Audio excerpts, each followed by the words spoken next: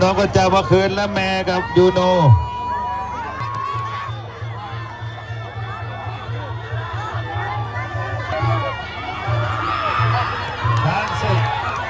โอ้แม่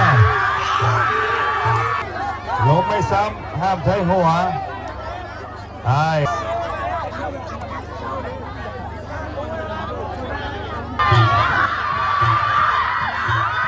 เอาเลยมาสิเอาแล้วมาเต็มอย่าขยับเชือกอย่าขยับเชือกเอาสอบไปเลยโดนสอบไปแล้ว30โดนสอบเอาแล้วไงอยู่เอาแล้วโอ้แม่โอ้ยนี่นะโอ้แม่ขึ้นจะไปโอ้ยระวังหัวด้วยต่อยเอาโถเอาโอ้เท้าเอายังไงกันเอาโอ้แม่ชาสิงเท้ายังไม่โดนโอ้แม่ต่อยเอาชาศึกสอบเอา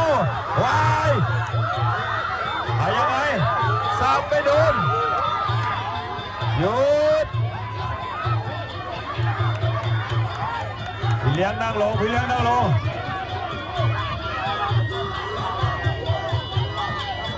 เอาเร็วอะไรเลยเฮ้ยหลอกอะไรโถเร็ว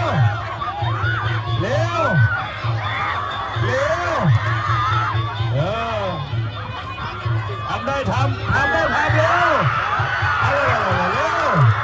ทำสุดเร็วเอาละเฮ้ยยึกยัก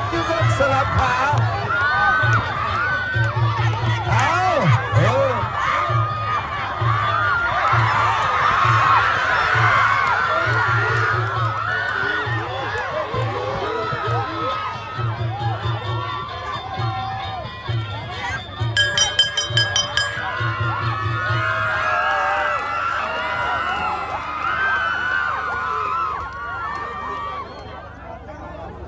มันก็ตีกันนี่ครับ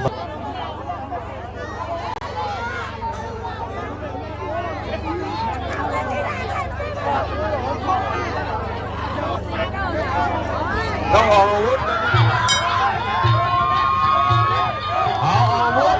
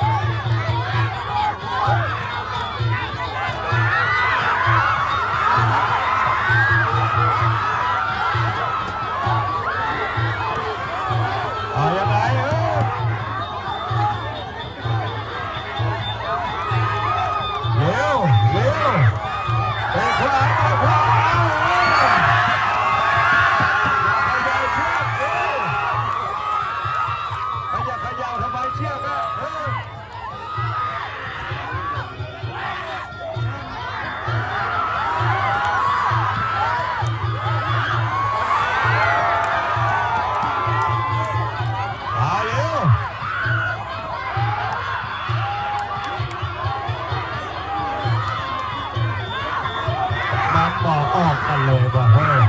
เร็ว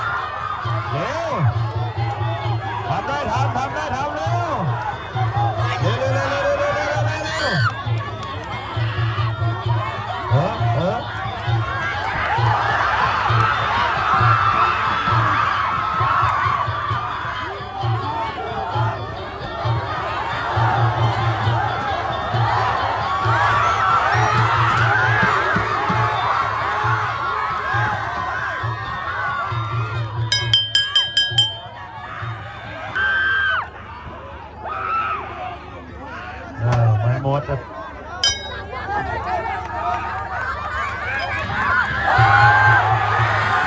เอาเลย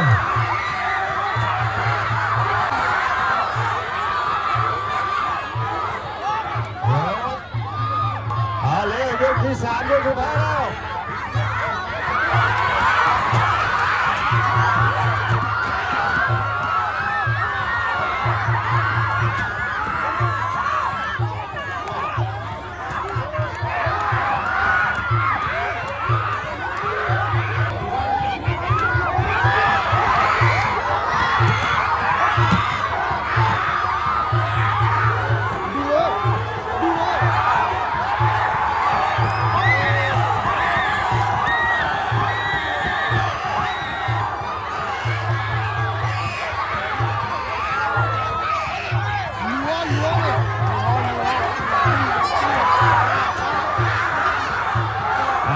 เอายังไง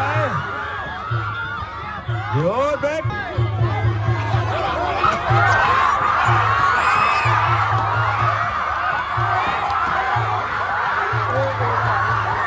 เอายังไงกันเอายังไงกันหยุดเร็วหมด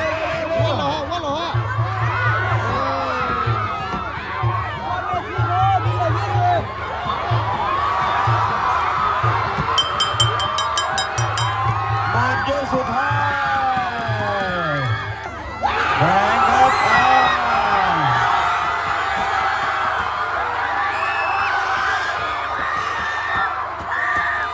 ชนะคะแนนไปแชมป์ศึก